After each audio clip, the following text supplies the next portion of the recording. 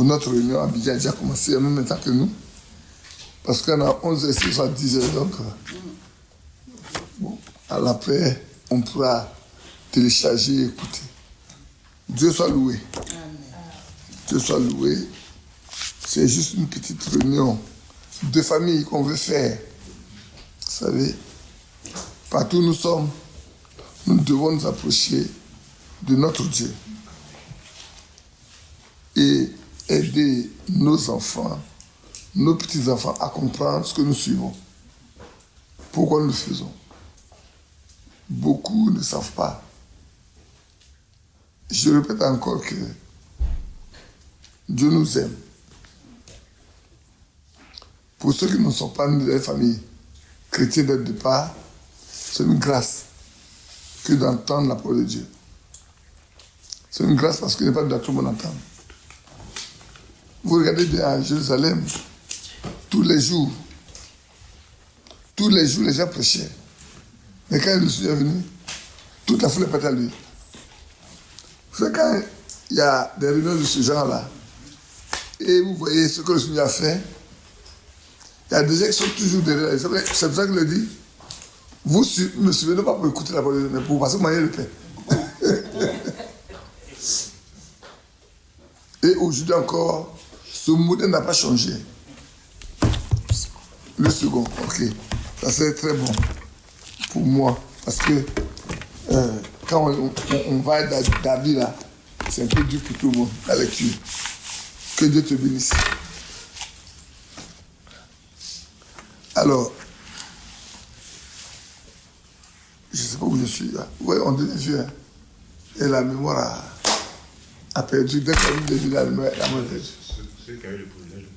Ceux qui ont le privilège de recevoir la parole de Dieu dans leur maison, c'est merveilleux.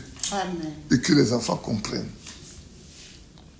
que le temps est venu de réfléchir vraiment pour eux-mêmes. On va parler du prix. Je vais vous lire un texte et j'ai tiré de ça le thème, le prix. Qu'est-ce qu'on paie, qu'est-ce que ça nous coûte, le prix à payer. Que Dieu nous bénisse. Prenons nos Bibles, allons vers Ésaïe 55.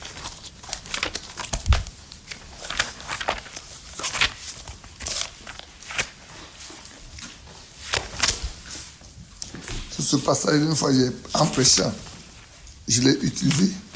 Un frère qui n'a rien compris me posait pourquoi on peut la laisser sans argent. Pourtant, je lui ai lu uniquement la Bible. Elle n'a pas compris. On a le verset 1 et le verset 2. Oui, j'ai les 55. J'ai laissé les 45. J'allais vous lire autre chose que là, ce que j'ai vu. 57.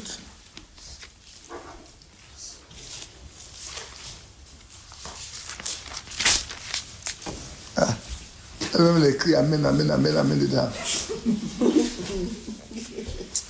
Vous tous qui avez soif, venez aux eaux. Même celui qui n'a pas d'argent, venez acheter et manger. Venez acheter du vin et du lait sans argent, sans rien payer. On ne paie que le prix des objets.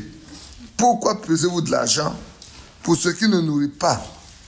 Pourquoi travailler pour ceux qui ne rassasient pas? Écoutez-moi donc, et vous mangerez ce qui est bon. Et votre âme se délectera des mets succulents. Amen. Sans argent. Ce n'est pas le prix à payer. Et j'ai intitulé le prix. Vous savez, dans le monde aujourd'hui, il y a les prix Nobel de la paix. C'est ça, non? Il y a les prix Nobel également en sciences, en économie. Il y a des prix Nobel. Les gens travaillent pour avoir des prix. Pour qu'ils soient reconnus. Et c'est un prix parce qu'ils s'efforcent de travailler en vue d'obtenir des résultats. Et ces résultats sont mis à la disposition de l'humanité, et alors on les reconnaît. Soit il est prix Nobel de la paix, on dit, tu vas aller chercher le prix, et comme ça ne vient pas, donc il fait la guerre. Parce qu'on en a attribué à l'un de ses prédécesseurs, avant lui, il veut également lui aussi avoir le prix de la paix. On a aussi un autre groupe de personnes à qui on attribue des prix. Ce sont les élèves. Les très bons élèves reçoivent des prix. Bien Marie, il me trompe? C'est ça. En Côte d'Ivoire, on donnait des prix de très bons élèves. C'est ça. Ceux qui ont de très bonnes notes à la fin de l'année, on leur donne des prix. Et ceux qui ont de très bonnes notes, également, on les a dans les écoles supérieures. Il appelle ça supérieur parce que c'est des écoles d'élite, pour parler comme ça. Et c'est pour ça que la notion de prix est importante. Mais il y a aussi l'envers. Le prix, tout à l'heure on a dit, venez et achetez sans argent. Pourquoi pesez-vous pour ceux qui ne nourrissent pas? Pourquoi travaillez-vous pour ceux qui ne vous permettent pas d'être en bonne santé? Venez, sans argent, venez. Et on va vous le donner gratuitement. Mais le prix que nous allons payer, nous n'allons pas là. C'est ce que ça coûte à l'homme dans ses relations avec Dieu, dans ses positions qu'il prend. C'est de ça qu'on va parler ce matin. Mais il est bon de vous montrer qu'il y a beaucoup de prix sur la terre. Même être sauvé, c'est un prix. Hein. Vous savez, pour nous sauver, notre Seigneur Jésus a dû payer un prix lourd. Quand Dieu a dit, si l'homme mange sur table du fruit de sa... il mange du fruit de cette table, il va mourir, que Adam et Ève ont péché, l'humanité entière était perdue. Et eux-mêmes, ils ne pouvaient plus rester dans la présence de Dieu. Pourtant, auparavant, quand Dieu venait les voir, c'était si facile. Elle est communiée avec le Père. Parce qu'Adam a été créé, n'est pas né, il a été créé fils de Dieu. Il a été créé à l'image de Dieu. Or, Dieu n'avait pas la forme que nous avons, nous. Mais il a été créé d'abord esprit avant d'être formé, c'est ce que ça lui dit. Mais il a été créé à l'image de Dieu. Et Adam était fils de Dieu. Mais le péché l'a séparé. C'est un coup dur, hein? Le péché l'a éloigné. Et Dieu a été obligé de mettre des anges pour l'empêcher d'aller sur ce terrain-là qui lui a été donné. Il ne peut plus aller nulle part. Il a chassé de l'Éden, de ce beau jardin, là où Adam et Ève étaient rois et reines. Les animaux étaient à leur disposition. La nature tout entière était à leur disposition. Mais il y a le malin qui était là au jour de la création. Il va les pousser à perdre ce que le Père leur a donné gratuitement.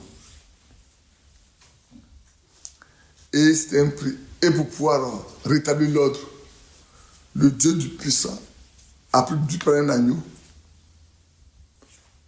le tuer, prendre les peaux pour en faire un vêtement pour eux. Je pouvais descendre juste, mais je vais sauter pour aller, parce qu'on va voir ça plus longuement. Si on peut bien rester dessus à 4 heures, à 16 heures. C'est tellement riche. Alors, lisons dans Matthieu 22. Matthieu 12 plutôt. Lisons dans Matthieu 12. On va dans Matthieu 12 pour voir quel est le prix. Matthieu chapitre 12, verset 38 à 40.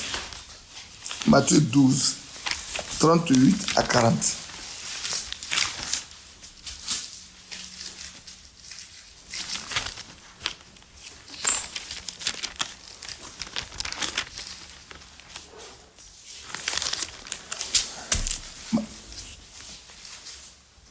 Matthieu 12, verset 38 au verset 40. Voilà ce qui est écrit. Alors quelques-uns des scribes et des pharisiens prirent la parole et dit, Maître, nous voudrions te voir faire un miracle. Faire un miracle. Il a répondu, une génération méchante et adultère demande un miracle.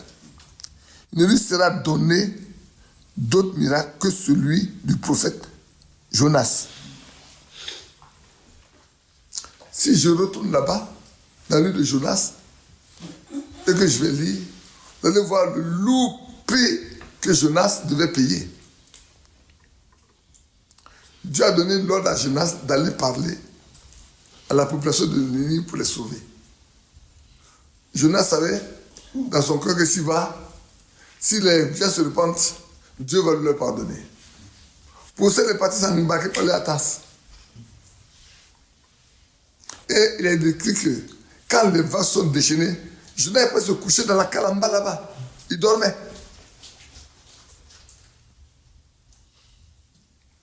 Jonas dormait tranquillement. Alors que le bateau est en train de tanguer partout, au point où ceux qui étaient dans le bateau là étaient obligés de vider le bateau pour l'alléger pour partir. Mais plus ils le font, plus la mer se révolte contre eux. Ils sont mis maintenant à dire qu'il faut consulter. Chacun n'a qu'à appeler son Dieu. Tout le monde appelle son Dieu. La tempête ne se calme pas. Et puis il dit, mais il y a un d'entre nous là, on ne le voit pas. On ne voit pas cet homme là. Où il est? On va lui dire, mais attends, nous sommes en train de périr. Nous sommes en train de payer un lourd tribut. Déjà le bateau peut se briser et se détruire. Tous les biens vont partir. Même notre vie est en danger. Et toi, tu es en bas là, tu dors.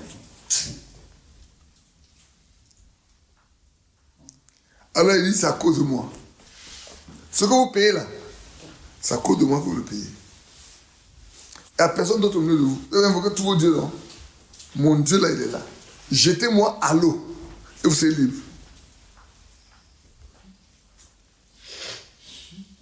Et le Seigneur prend cet exemple-là pour montrer à l'humanité de son temps qu'il ne leur sera donné aucun autre signe si ce n'est le signe de Jonas. Frère, écoutez bien. Hein? Parce que quand on regarde la situation de Jonas, on peut dire que Jonas c'est un homme qui n'oublie pas la parole de Dieu. On voit la crise de tout. Mais ce qui est arrivé à Jonas, notre Dieu le prend pour nous montrer que c'est ce qui va se passer dans sa vie à lui. Il n'a pas parlé de Moïse. Il n'a pas parlé d'Ésaïe. Il n'a pas parlé des plus grands prophètes, non. C'est l'un des petits prophètes, Jonas. Il dit le signe que vous demandez là, il n'y a pas un autre signe qui peut vous être demandé, vous les incrédules. Vous les méchants. Il dit, quel mot il a employé? Il dit,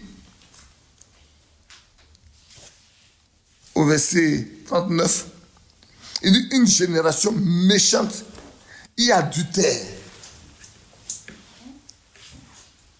demande un miracle.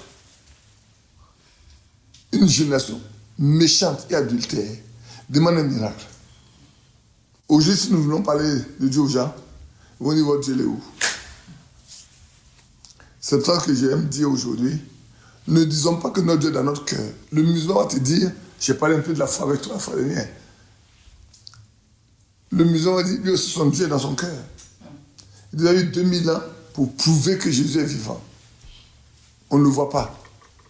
On ne le voit pas parce que même quand c'est fait, les gens sont aveugles. Sinon, combien d'années? 32 ans. 32 ans de vie de Frère Branham a été quelque chose qui lui a permis aux gens de comprendre. Et les pays où il est parti, tel qu'en Inde, au Pakistan, ces pays musulmans-là devaient comprendre que leur Dieu n'était pas vrai. Ici, le loup tribut qui a payé ça, C'est la désobéissance. La désobéissance de Jonas, pour parler comme ça un peu, parce qu'il n'a pas voulu obéir à Dieu. Il voulait fuir. Ça va coûter la vie à plusieurs personnes dans le navire.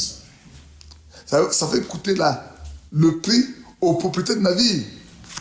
Mais ceux qui ont déjà chargé la marchandise sur le navire, quelques tonnages ont été jetés à la mer pour sauver leur vie. Et c'est vrai. Jean-Marie aime bien celui de Actes là, de Paul. Il a notamment le livre aussi. On va le lire, tranquillement. Ainsi, mes bien-aimés, souvent maintenant, je saurais noter un peu certaines choses pour voir avec vous.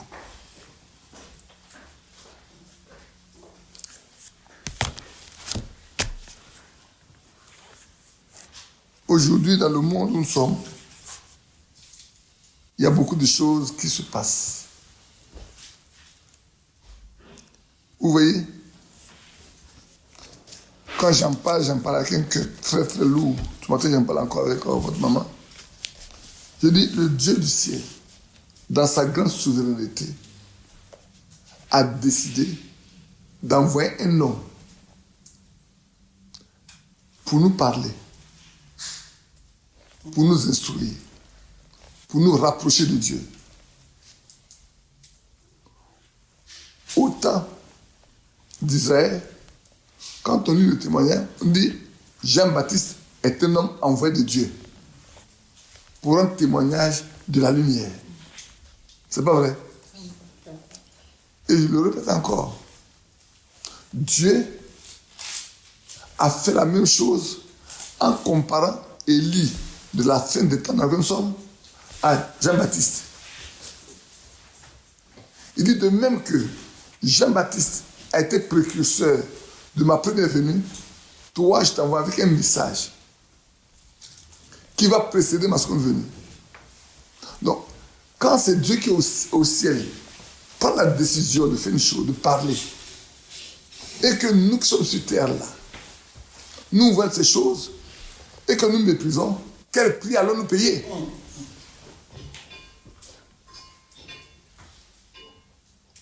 Nous pensons que Dieu va s'asseoir et nous laisser faire nos bêtises sans qu'ils ne réagissent.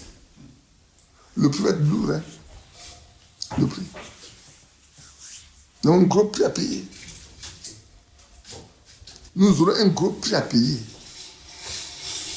Parce que ceux qui, au temps de Jean-Baptiste, ont refusé de se baptiser, la Bible dit qu'ils ont annulé eux-mêmes le dessein que Dieu a formulé là. Alors les gars, ils ont annulé pour n'avoir pas écouté Jean-Baptiste. Aujourd'hui, nous on baptise au nom du prénom. On a toutes sortes de doctrines. C'est vrai. J'ai pris 2 passages. On va lire 2 petites portions. Et puis on va poursuivre un peu. Alors comme j'aime bien le lire, prenons Acte 27. Prenez Acte 27 avec moi. Prenez Acte 27 avec moi. Acte 27. Vous allez voir.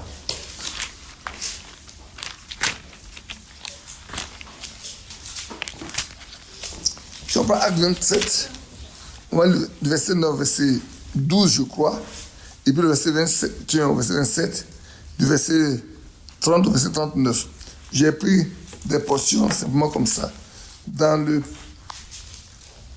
9, voilà ce qui est écrit. C'est le voyage périlleux de l'apôtre Paul. Il dit, un temps assez long s'était écoulé et la navigation devenait dangereuse, car l'époque même du jeûne était déjà passée. Vous savez que chez les Juifs, il y avait des périodes où ils jeûnaient. Si vous voulez le voir, vous pouvez aller dans Zacharie, dans Jérémie. On n'a pas le temps de lire ces passages-là.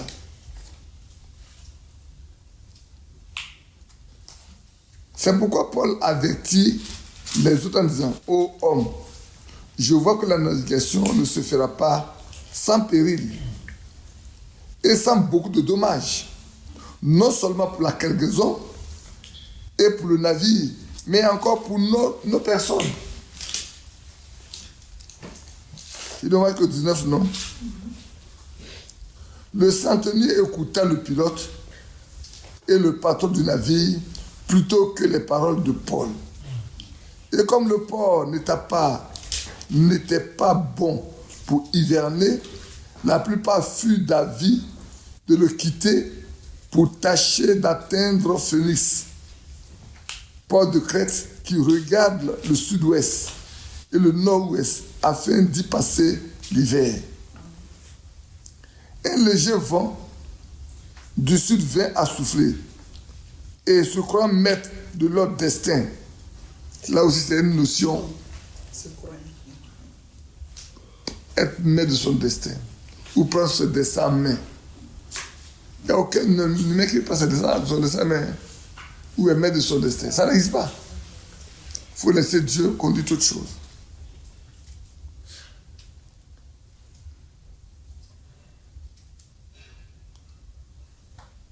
Un léger vent du sud vint à souffler et se croyant maître de leur destin, ils levaient l'ancre et côtoyaient de près l'île de Crète.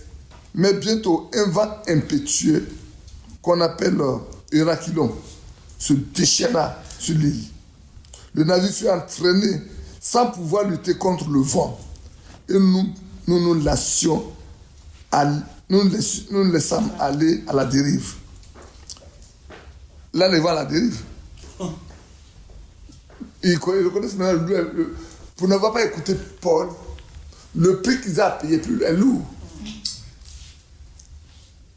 Pour avoir refusé d'écouter l'homme de Dieu. Parce qu'un homme de Dieu ne voit pas ce qui est autour de lui. Il est placé sur quelque chose de très haut et il voit plus loin. Tout vrai homme de Dieu.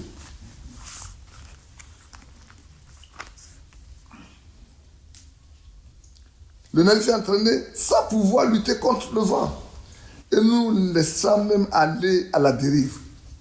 Nous passâmes au-dessous d'une petite île nommée Clauda. Et nous eûmes de la peine à nous rendre maîtres de la chaloupe.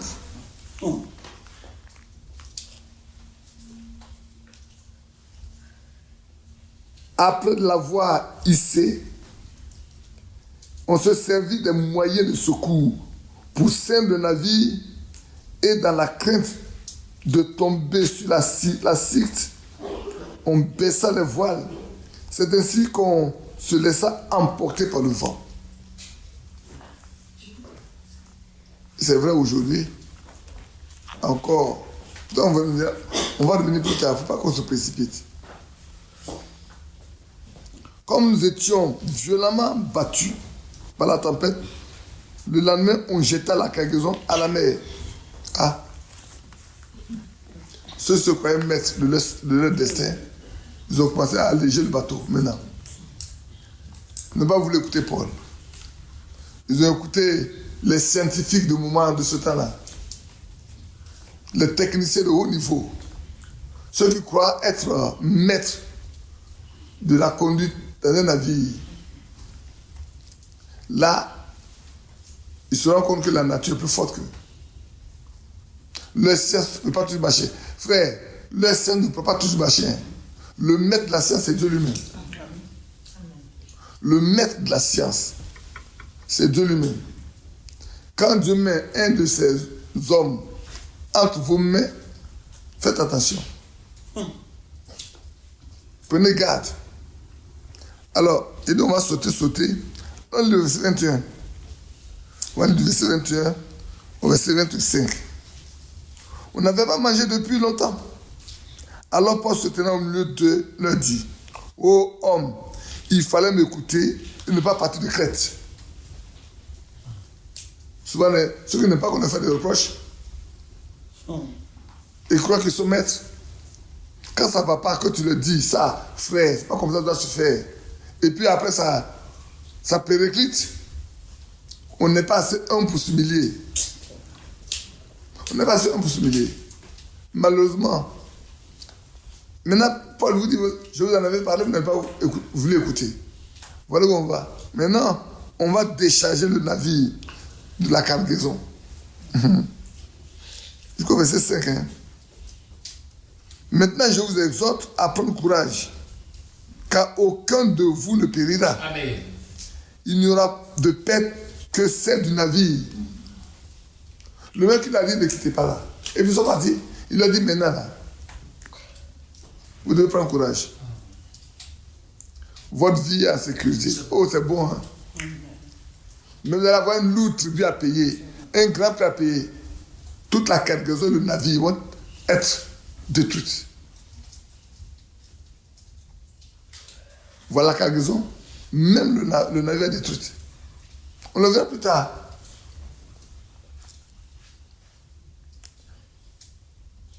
Un ange du Dieu à qui j'appartiens. Ça, mon fils aime bien ça. Et c'est vrai. Nous devons avoir la certitude que nous appartenons à Dieu. C'est ça que la question que tu veux poser là. Il faut la poser, il faut l'envoyer. Quand je commence à parler de la nouvelle naissance, je vais reprendre ça. Vous montrer pourquoi on parle de l'Esprit de Christ dans la nouvelle naissance. Pourquoi on doit l'avoir. Parce que pour appartenir à Christ, il faut qu'il soit en toi. Et que toi, tu sois en lui.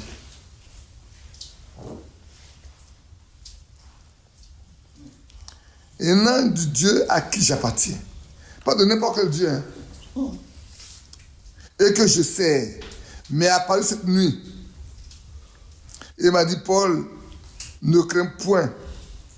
Il faut que tu comparaisses devant César. Et voici, Dieu t'a donné tous ceux qui naviguent avec toi. Amen. Amen. C'est tellement merveilleux.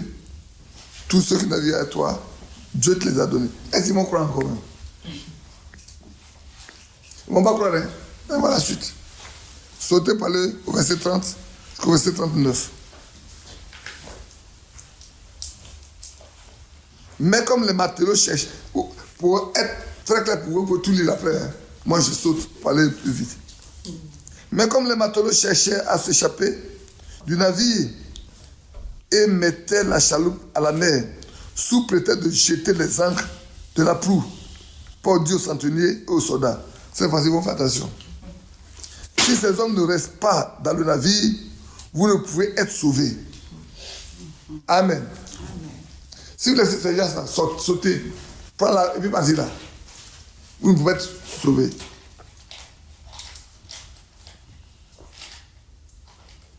Alors les sadocs coupaient les cordes de la chaloupe. Il la laissait tomber. Assez facile de vous écouter. Hein. Avant que le jour parût, Paul exhorta tout le monde à prendre la nourriture, disant, c'est aujourd'hui le 14e jour que vous êtes dans la tente et que vous persistez à vous abstenir de manger. Je vous invite donc à prendre de la nourriture, car cela est nécessaire pour votre salut. Et il ne se perdra pas un cheveu de la tête d'aucun de vous. Ayant ainsi parlé, il prit le pain du pain, et après avoir rendu grâce à Dieu devant tous, il le rompit et se mit à manger. Et tous prenant courage, mangeaient aussi.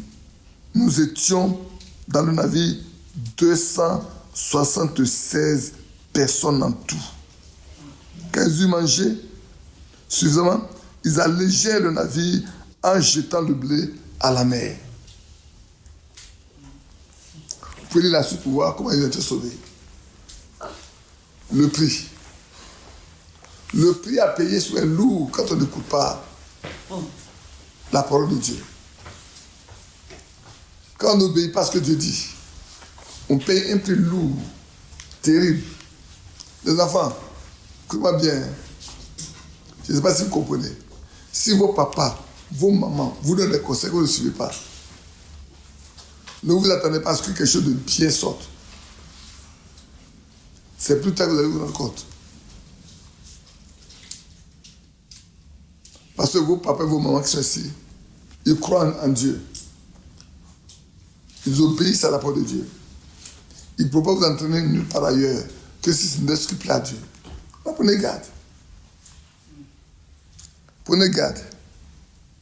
Pour marcher avec Dieu. Pour observer ses commandements. Et de vivre avec lui. C'est pour ça que je vous invite à lire dans Romains 12, verset 2. Si on va dans Romains 12, verset 2.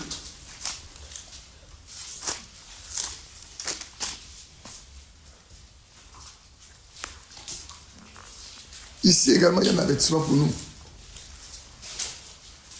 Ne vous conformez pas au siècle présent, mais soyez transformés par le renouvellement de votre intelligence, de l'intelligence, afin que vous discerniez quelle est la volonté de Dieu, ce qui est bon, agréable et parfait. Renouvellement de notre intelligence. Cette intelligence a été corrompue au jour d'Adam. C'est pour ça que Ève dit, l'âme là, il est agréable à la vue et précieux pour ouvrir l'intelligence. Depuis ce jour, les hommes sont devenus très scientifiques. Quand on lit dans Genèse 4, vous voyez comment la descendance de Caïn était des forgerons, des bâtisseurs de villes. Ils fabriquaient déjà les instruments de musique qu'on a ici en leur temps. Mais ils n'étaient pas dans la volonté de Dieu. Parce qu'ils viennent de Caïn. Au point où le mec dit, moi, j'ai tué un homme. Ma vengeance. Si Caïn est vengé cette fois, moi, ma vengeance est 77 fois.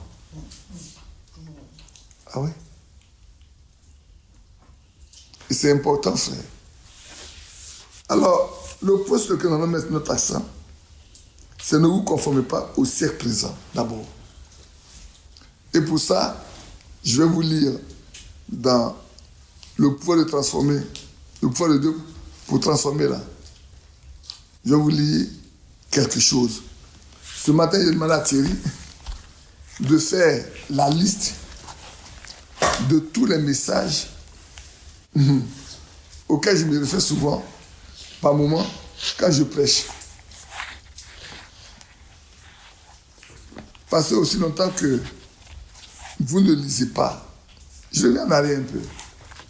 Ce que nous allons lire là, c'est la nourriture emmagasinée. C'est ce que Dieu a demandé à Frère Branham de nous faire là. C'est ça que nous sommes en train de lire. C'est la nourriture emmagasinée. Si vous ne lisez pas, comment comprendrez-vous ce que Dieu veut à votre égard? Si vous ne lisez pas, comment comprendrez-vous, comment connaîtriez-vous la volonté de Dieu pour le ciel dans lequel nous sommes? Voilà ce que frère Branham a écrit. J'ai lu le paragraphe 161 pour ceux qui voudront plus tard. Il dit, vous, hommes mariés, quand vous voyez ces femmes vêtues comme cela dans la rue, vous, fils de Dieu, ne réalisez-vous pas ce qui s'est passé tout au commencement, quand la science avait fait, dans les temps antédiluviens, des femmes si jolies à un point tel que les fils de Dieu ont pris les filles de l'homme, pas les filles de Dieu, mais Dieu ne l'avait jamais oublié. Ils ont tout détruit. La science a tout détruit. Plus joli, c'est ainsi. Vous remarquerez, ces derniers temps, comme la beauté des femmes s'élève, c'est un signe de la fin. Dieu l'a prouvé. Aussi utilise le fil de l'homme qui pense tu auras le goût de l'homme saint. Autrement, c'est un peu loin, mais je vous dire autrement. Cela te coûtera ton foyer, ta position, pour ce que tu as.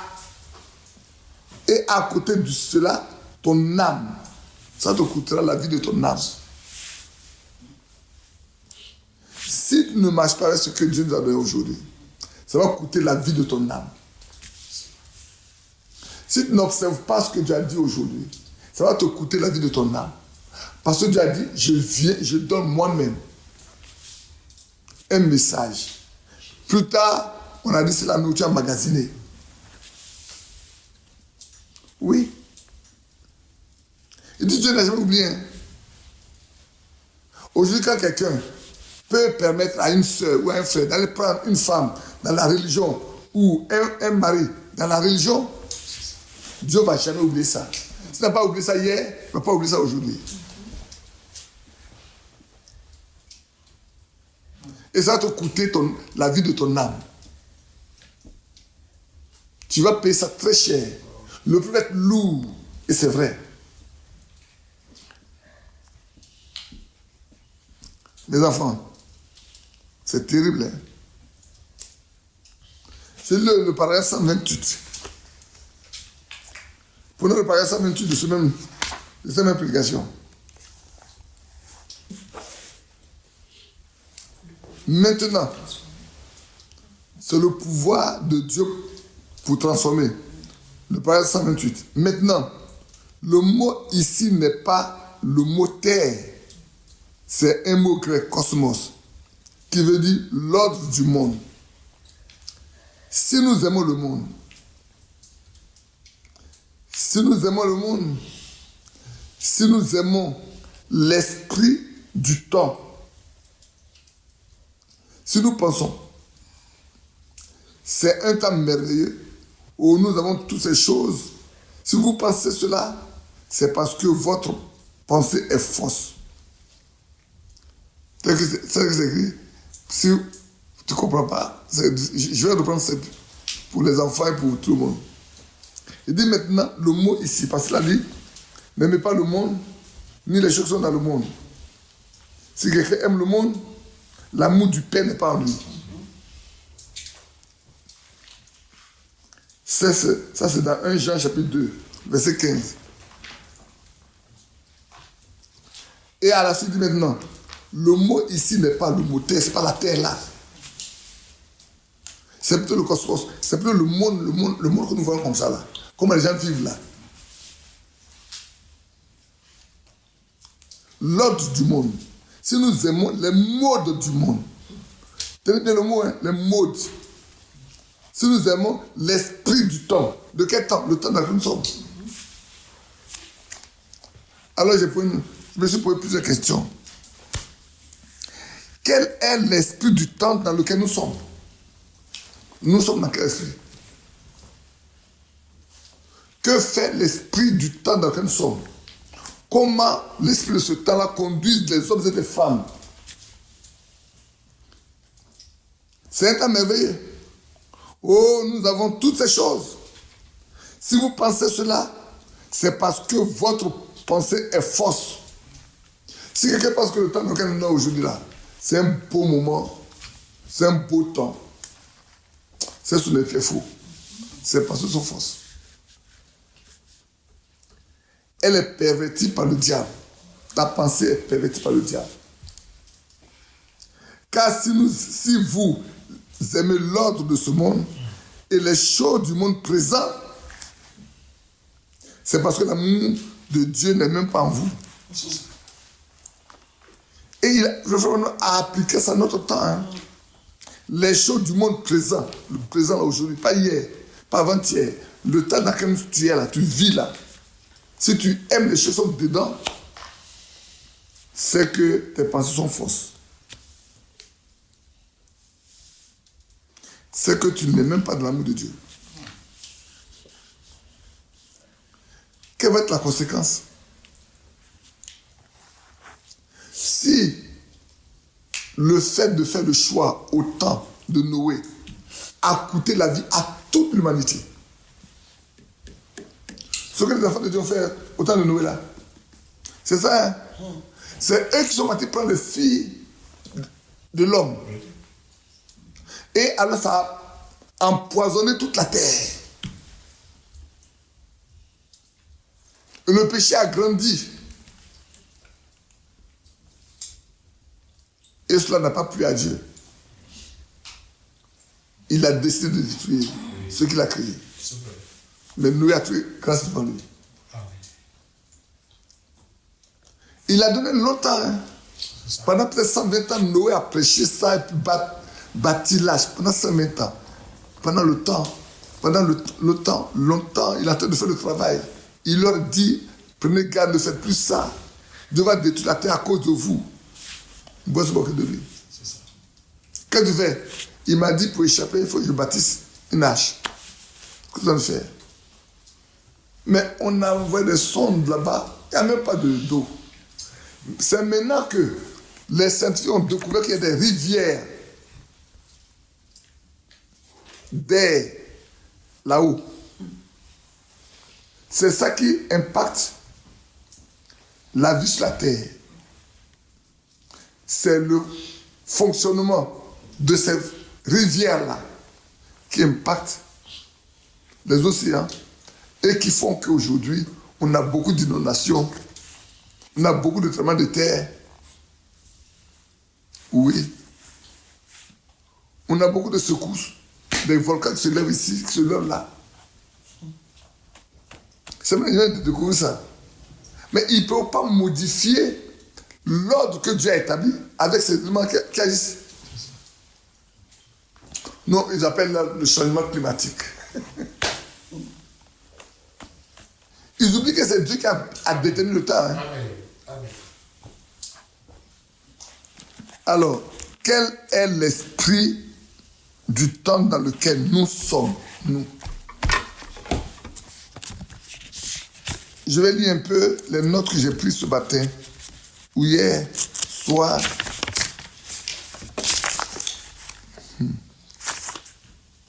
Mes soeurs, je voulais le dire encore ce matin.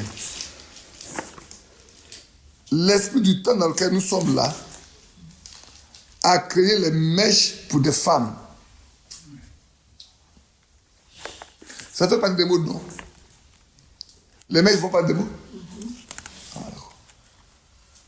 Frère Branham dit, si vous aimez les mots du temps dans lequel vous êtes,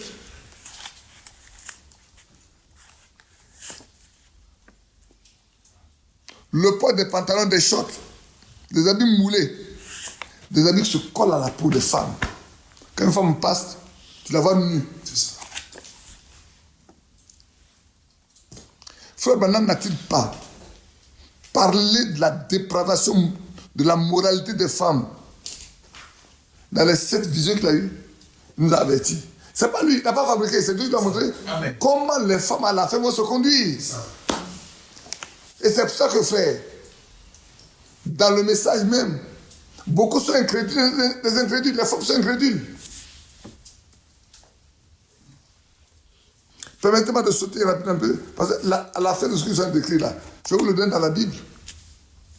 Prenez 1 Timothée 2, verset 9, verset 10. L'apôtre Paul nous dit que ce n'est pas dans les tresses. Prenez 1 Timothée chapitre 2. L'apôtre Paul nous a averti.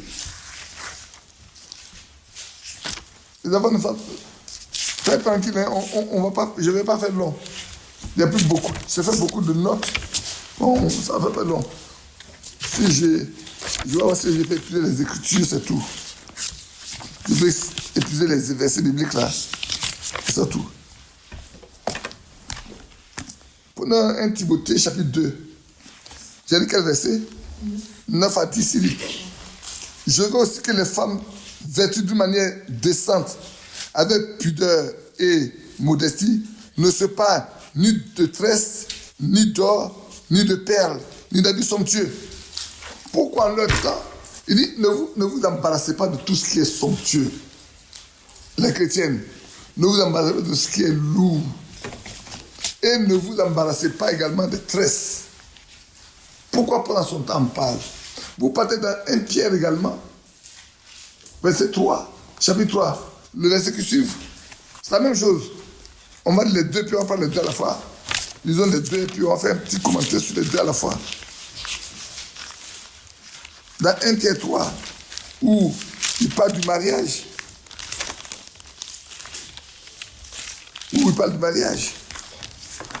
il dit, femmes, soyez demain soumises à vos maris, afin que si quelques-uns n'obéissent point à la parole, ils soient gagnés sans parole par la conduite de leur femme. Chaste, en voyant votre manière de vivre chaste et réservée. Ayez non cette parole extérieure qui consiste dans les cheveux tressés, dans les ornements d'or et les habits qu'on revêt. On peut mettre la même chose comme l'apôtre Paul, les habits somptueux. Pourquoi l'apôtre Pierre et l'apôtre Paul parlent de tresse? Parce qu'en ce temps-là, la mode des prostituées, c'était les tresses. Et Pierre et Paul ne veulent pas que les croyants ont la même apparence que les prostituées.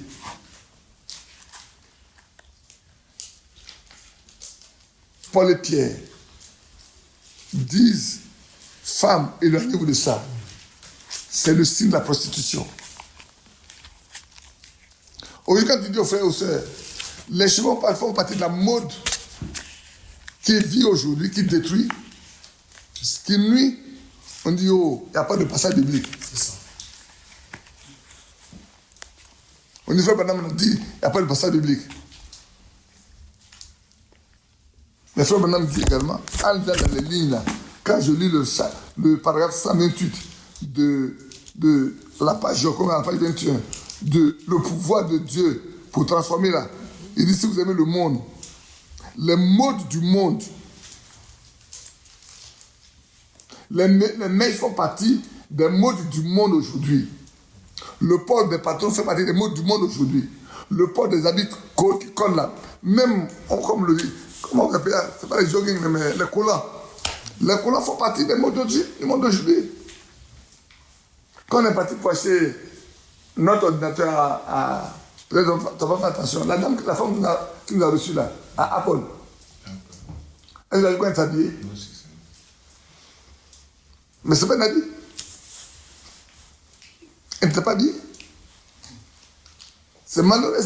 Un jour, je venais ici en Europe, la fois dernière, là, dans l'avion. Une fois. Mais elle est nue. Elle est dans les îles, là. J'ai fait la Martinique, aller-retour 2 fois. Mais on est parti manger dans un restaurant. La première fois, on est parti dans le restaurant. Peut-être on est parti au jour, il n'y avait pas beaucoup de monde. Le repas est très bon, on a bien mangé. Mais ce jour-là, quand on est arrivé, s'il vous plaît, vous ne savez pas où s'asseoir. Mais il y a une table là, on nous a mis sur la table. Mais on ne voit que le slip et puis quelque chose comme ça, là. Mais percé, comment vous pouvez appeler ça? C'est pas vrai. Non, c'est comme tissé, mais il y a des trous tout partout. Comme le filet. Comme le filet, exactement comme le filet. Exactement comme le filet. Et puis c'est qu'elle a porté. C'est tout. Avec un soutien en bas. Et puis c'est tout. Il y a un second également qui est de l'autre côté. Donc, nous on était obligés de se la terre comme ça. Pour manger, quand on a fini de manger. Donc, on va la fatwa, puis on va partir, puis on est sorti. Mais c'est l'amour du temps. Et la sœur Mon parlait à sa belle-sœur, à la femme de son frère. La femme dit, voilà ton frère qui est là. Si je me mets à m'habiller comme toi, il va me divorcer. Pour vous dire que même, on ne perçoit plus ce qui est spirituel. C'est ça. J'ai dû reprendre sûrement une jeune sœur, quand elle était ici, votre maman le sait, elle m'appelle, elle pleure, qu'est-ce qu'il y a? Son mari veut la divorcer, et vient aller prendre une autre femme. Les deux vont dans le message. J'ai dit, ah bon? Demande le nom de ton mari. Il m'envoie son nom. Il m'envoie le nom. Je lui ai dit, frère, je suis en dehors du pays. Quand je vais rentrer, je vais t'appeler. je vais parler avec toi. Non, pas lui. Il a dit, il est dans un milieu où il ne peut pas parler. Il va m'appeler plus tard. Il ne m'a pas appelé. Alors, j'ai rappelé la jeune sœur. J'ai dit, est-ce que vous êtes mariée? Il est parti chez ton père pour payer la dot. Il dit non. Le pasteur va l'enlever. Non. Il dit, mais tu n'es pas un chrétien. Lui-même n'est pas un chrétien. Vous vivez dans la fornication. Vous vivez dans le péché, vous n'êtes pas marié. Au lieu de... Les enfants sont là. Au lieu de couper de cette affaire-là, prends tes barres, rentre chez tes parents. Tu n'as pas d'honneur. Vous voyez les chrétiens? Le monde à côté de vous, vous voyez. Vous vivez comme eux vivent. Comment ils peuvent vous considérer comme des chrétiens? Dites-le moi. Il n'y a pas de mariage là.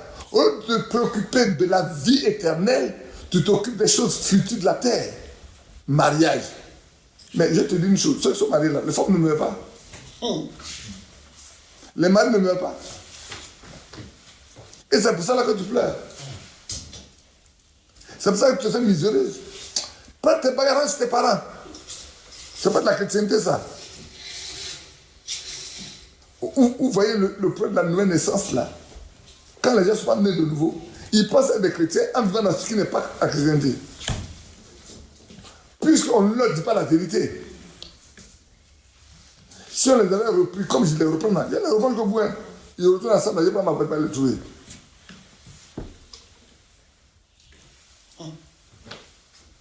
C'est vrai. Parce que quand je rentre, j'appelle son mari. Dès que je rentre, j'appelle son mari. Ce n'est même pas son mari, son concubin. Je vais appeler son concubin. Et puis je lui dis, je veux te voir avec le loup Richard. Que je parle. De telles personnes, on ne peut pas les accepter dans l'assemblée. Ce n'est pas possible. Il y a 4 ans qu'ils vivent. 4 ans. Ensemble. Qu'est-ce qu'on leur apprend? Comment on les prépare, pour la vie éternelle? Comment on les prépare pour l'enlèvement? Comment? Alors ici, nous venons avec les classes. La mode. Dieu a montré parmi les 7 visions la dépravation de la moralité de la femme, qui est un signe pour la fin. Maintenant le Dieu, c'est un signe pour la fin. Il redit ici encore, hein, car si vous aimez, et c'est ici qu'on a lu que c'est le mot de la fin. Non, c'est le 61. Le 61, si je ne me trompe pas, n'est-ce pas le paragraphe 161 qu'on a lu. Ou bien, non. Vous avez dit c'est la fin. C'est un signe de la fin.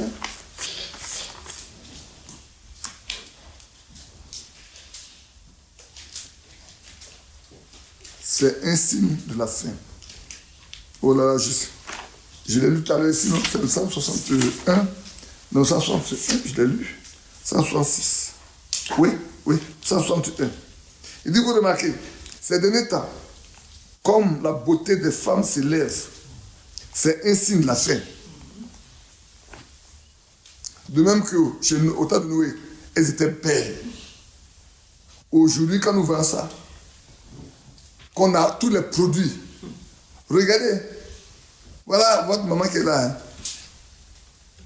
On n'est pas sur le net là. Comment on appelle ça? Des femmes qui ont une lèvre comme ça, le nez comme ça. Il y a des éléments qu'on prend, on colle, et puis là, tu vois le visage de la femme, c'est pas le visage qu'elle est. Et c'est comme ça qu'elle tombe les hommes dans la vie avec. Pour être belle. Le monde a fabriqué tout ce qu'il faut pour rendre la femme belle. Même pour tromper l'homme là. Ces femmes-là, elles n'ont jamais le visage haut. Ou qu'elles rentrent dans la douche là. Elles font papa, elles aussi, elles remettent le truc tranquillement. Le mari ne soit jamais que la bouche de la femme là, c'est une bouche bas. Comme ça. L'âge comme ça, les grosses lèvres. On fait de sorte que les lèvres deviennent tellement petites. La bouche est... On appelle ça stylé, non? Tout est stylé. Le nez est stylé. C'est un signe de la fin. Nous y sommes aujourd'hui. Et tout ce que les gens ont à cœur, c'est comment rendre les femmes belles, plus belles, pour que les hommes Ah, il y a un dans le message qui dit qu'on doit marier, la polygamie là, c'est normal. Parce qu'il y a plus de femmes que d'hommes. Si sur les 8 milliards de personnes là,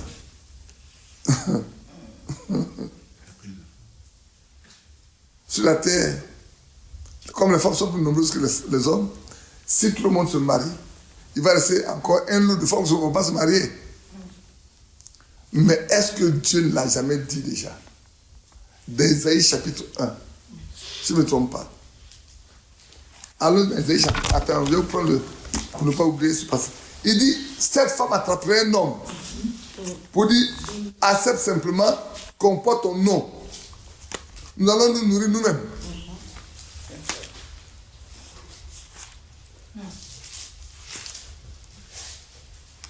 C'est chapitre 4. Ésaïe chapitre 4. Et le Seigneur qui fait bien les choses, j'ai ouvert 2-3 fois, il m'a mis juste devant moi. Amen. Et cette femme saisiront en ce jour un seul homme et diront, nous mangerons notre pain et nous nous vêtirons de nos habits. Fais-nous seulement porter ton nom. Enlève notre opprobre. Donc, ça fait dire, mais il faut avoir 2, 3, 4, 5, 6 femmes. Pour ne pas que les femmes se restent comme ça sans être mariées. Elles doivent avoir un mari. Frère, dans ce message que Dieu, le message que Dieu lui-même a donné, comme nourriture là, voilà ce qu'on crée dedans.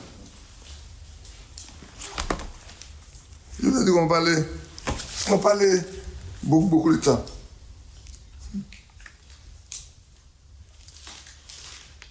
Et bien, on a lu que dans le 161, on a dit,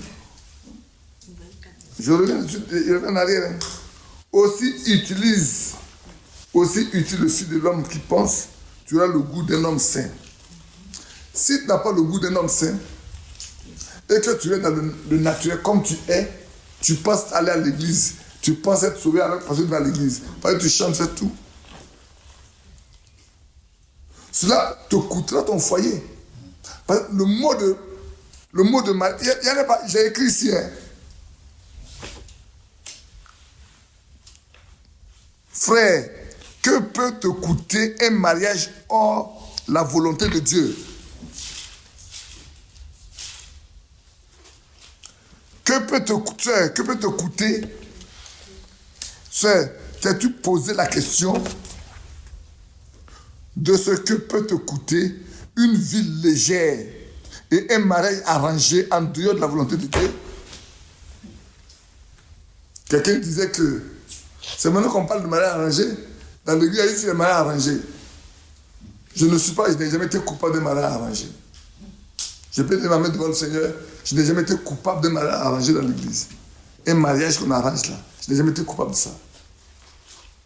Personne ne peut se venir dire, frère Badi a arrangé un mariage entre telle et telle personne. Non. Personne peut se lever pour dire que moi je l'ai fait. Cela te coûtera ton foyer, ta position, tout ce que tu as. Et à côté de cela, ton âme. Naturellement, tu vas tout perdre. Mais la plus grosse perte, c'est la perte de ton âme. Si tu n'es pas conscient de la perte de ton âme là, et dedans, continue.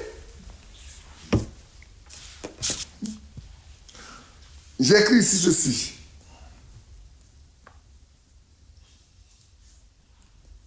Est-ce que je dois le lire aussi? Oui. Je peux le sauter, c'est pas bien grave. Personne ne mesure le prix à payer par rapport au message que le Seigneur, dans sa souveraineté, a donné pour préparer son épouse. Moi, ça me fait mal au cœur quand je le dis. Le diable a réussi à amener des hommes qui dénaturent cette parole-là. Et Paul, en son temps, l'appelait les chiens et les loups. dans Philippiens, ils les appellent les chiens. Et dans Acte 20, ils les appellent les loups, qui n'épargneront pas le troupeau. Oui, c'est vrai. Aujourd'hui encore, c'est la même chose. Personne ne mesure le prix à payer par rapport au message que le Seigneur, dans sa souveraineté, a donné pour préparer son épouse.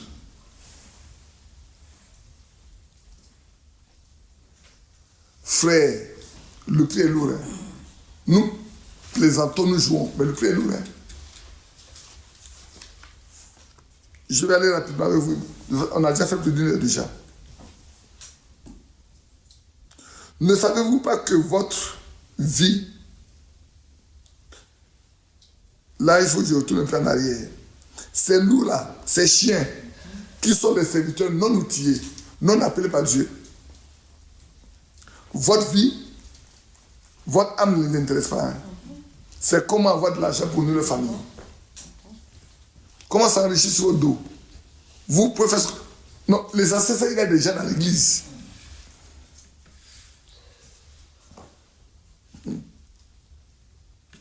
Ils ne se soucient pas de vous.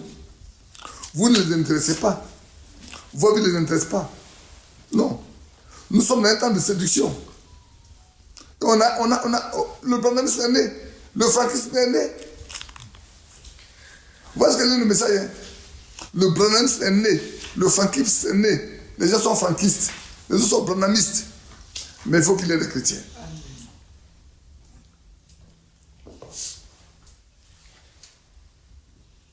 Il y a beaucoup de cas où je peux vous citer les éléments pour le prix lourd que j'ai payé.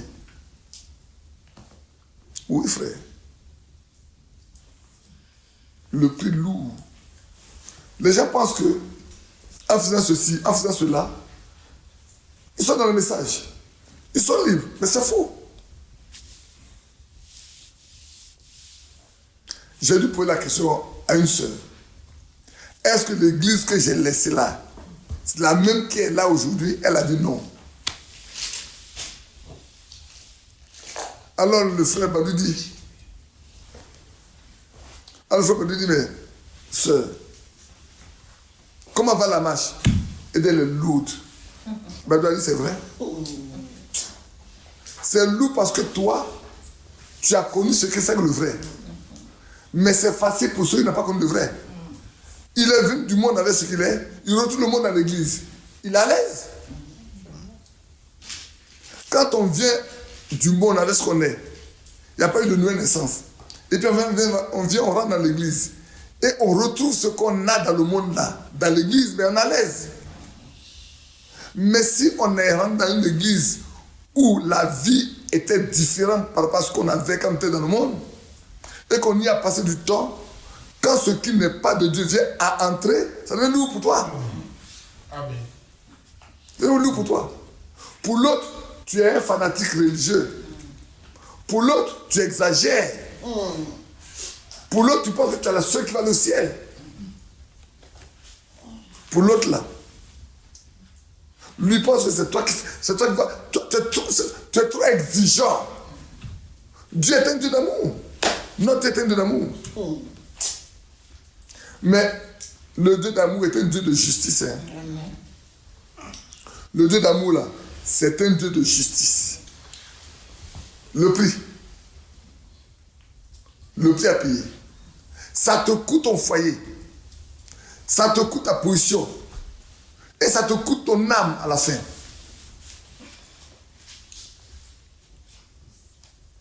Que Dieu nous aide. Obtenons le temps d'étaler davantage. Ici, comme je dis à Thierry, quand j'arrive ici, je fais mes petites réunions de famille. C'est juste des petites réunions de famille qu'on fait. Mais comme souvent ce qu'on dit ici peut intéresser, c'est pour ça qu'on vous envoie ça, pour que vous mettiez ça sur le site. On a passé le temps à écouter le message de dimanche passé à nous-mêmes. Il y a des choses que j'ai bâties là, d'enlever après, les enlever. Mais le contenu réel est resté. Et quand j'ai regardé, j'ai vu il y a 171 personnes qui ont vu. C'est pas 180. Bon. J'espère que cela va les aider à comprendre que nous sommes dans un temps où nous devons bien consommer la nourriture que Dieu nous a laissée. Dieu a dit c'est de la nourriture pour notre âme. Amen. Il dit la faim va venir. Ce n'est pas la faim de l'eau et du pain, mais la faim d'entendre la parole de Dieu. Mais vous savez ce qui est écrit à la fin? Ce qui est écrit en bas là. Frère Branham n'a jamais cité. Hein. Mais moi aujourd'hui, quand je regarde, je cite Amos 8 là. Prenez Amos 8 et puis on va terminer ça ici.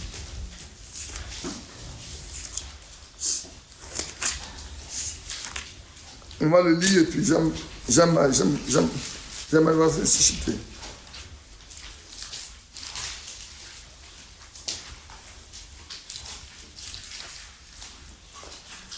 Il y a peut-être 11.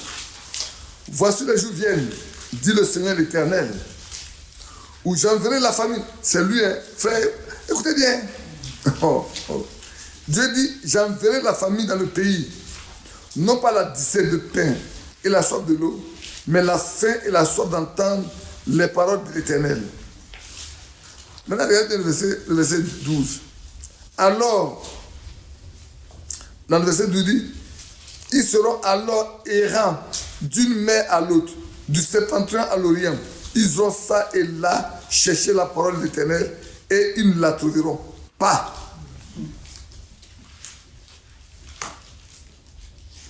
Ils ne la trouveront pas. Cette parole-là, ils ne vont pas la trouver. Elle n'est pas dans tout le monde. Ils vont passer par tous les moyens, par tous les lieux pour obtenir cette parole. Cette parole que nous avons dans nos mains, gratuitement. C'est maintenant que c'est ce matin que j'ai réalisé une chose. Les efforts que frère Barli faisait pour imprimer les brochures et les lettres que nous envoyer. Souvent ça traîne et puis on lui écrit. Frère, on a envoyé la lettre, on n'a pas encore reçu, hein. Mais on n'envoyait jamais l'argent à frère Barli. Il y a deux frères de Côte d'Ivoire. Cotisons de l'argent pour lui envoyer, au moins il peut éditer. Quand je vois aujourd'hui le coût de la vie en Suisse, je vois les efforts que les frères faisaient pour nous envoyer les brochures, les lettres circulaires. Mais on n'a pas tout reçu, parce que l'argent pouvait toujours tout, mais le peu qu'on a reçu, aujourd'hui, oui, ça sert à tout le monde. C'est vrai. Ils ne la trouvent pas, hein. Dieu dit, je vais envoyer la famine, moi-même. Cette famine-là, dans le temps, je vais l'envoyer. Et le verset dit, frère Branham, il a le droit de s'arrêter là. Parce que Dieu lui a donné de le faire. Pour que les gens soient nourris. Ils soient abreuvés. Mais aujourd'hui, qui le fait encore? Il a laissé ça emmagasiner. Je vais chercher lettre dans laquelle Frère a écrit que cette nourriture qui était rangée dans des tiroirs bien rangés pour la distribution, des frères qui ne sont pas outillés sont rentrés dedans. Ils ont tiré les tiroirs là et du coup, toute la nourriture était versée à terre, mais les gens marchaient dedans. Quand on mange dedans, c'est plus nourrissable.